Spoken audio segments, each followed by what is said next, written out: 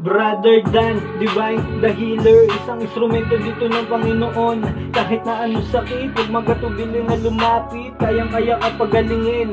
Mas mabisa ang gamutan, mabilis lang gagaling kapag malakas ang pananampalataya. Tiyong paniniwala sa Diyos. Oo, yan ang ating unang isa puso. Walang imposible pag sa Kanya nagtiwala. Di po kita binibiro, dito mo mararanasan paano magkaroon ng himala. Physical o spiritual na sakit, kahit ganong kalala. Huwag ka pong mag-alala, si Bro Dan na po ang bahala. Nagbabahagi din ng karunungan, nagkaalaman na matuturing kayamanan. Dasal na Latin na pananggala at gabay na pangontra para sa iyong kaligtasan. Magandang gabi po sa inyo lahat mga kapatid. Narito po muli ang inyong likod, Brother Dan.